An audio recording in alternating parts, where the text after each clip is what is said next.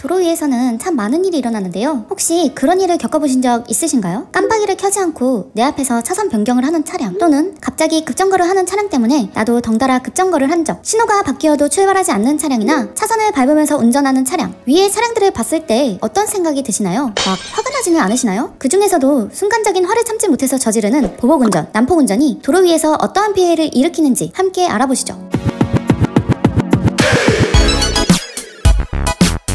운전을 시작하는 사람들이 가장 두려워하는 게 무엇일까요? 교통사고? 물론 교통사고가 가장 무서운 건 맞습니다. 하지만 의외로 가장 두려워하는 것은 운전 중 생기는 운전자 간의 마찰 상황입니다. 우리는 이것을 보복운전이라고 부르는데요. 운전 중에 자신에게 피해를 준 상대방에게 안갚음을 하기 위해 고의적으로 위협적인 운전을 하는 행동을 말합니다. 사실 난폭운전이나 보복운전이라는 단어는 근래에 들어 많이 사용하는 단어인데요. 20여 년 전까지만 해도 난폭한 운전을 지칭하는 특별한 단어가 있지는 않았습니다. 우리나라에 보복운전이라는 단어가 본격적으로 알려지게 된 사건은 2012년 한 임산부가 통증으로 인해 직접 운전을 하며 병원으로 가던 도중 좌회전 차선에서 신호가 바뀌어도 가지 않는 차량을 향해 클락션을 짧게 한번 빵 눌렀던 사건입니다. 클락션 소리에 화가 난 가해자는 그 이후로 차량 앞을 가로막으며 보복운전을 하기 시작했죠. 피해자는 "아저씨, 저 아파서 병원에 가야 해요" 라고 가해자와 대화를 시도했지만 "네가 뭔데 클락션을 울리냐며 욕설 섞인 막말과 함께 보복운전은 계속 이어졌습니다. 그때 당시 가해 차량은 사회적으로 큰 공분을 샀고 이때부터 보복운전이 널리 알려지게 되었습니다. 또 보복운전은 불특정 다수에게 더 큰 피해를 남기기도 하는데요. 2013년에는 고속도로에서 차선 변경으로 시비가 붙어 보복운전을 진행하던 가해자 차량이 화를 참지 못하고 피해자 차량 앞에 급정거를 하며 차에서 내렸고, 차에서 내림과 동시에 두 차량 뒤를 따라오던 화물차 운전자가 정거를 하지 못하고 교통사고가 일어나게 됩니다. 해당 사고로 인해 뒤따르던 차량들이 추돌하며 연쇄 오중 추돌이 일어났고 아무 잘못이 없던 화물차 운전자가 사망하며 총 7명의 사상자가 발생했습니다. 보복운전은 아무런 죄가 없는 사람의 목숨을 앗아가는 위험한 행동인 거죠. 대부분의 보복운전 가해자들은 자기를 피해자라고 생각하는 경향이 있다는데요. 경찰 조사를 진행하면 상대방이 먼저 시작해서 나도 그런 것이다, 나만 그런 게 아니다 라는 식의 적반하장 태도를 보이기 때문입니다.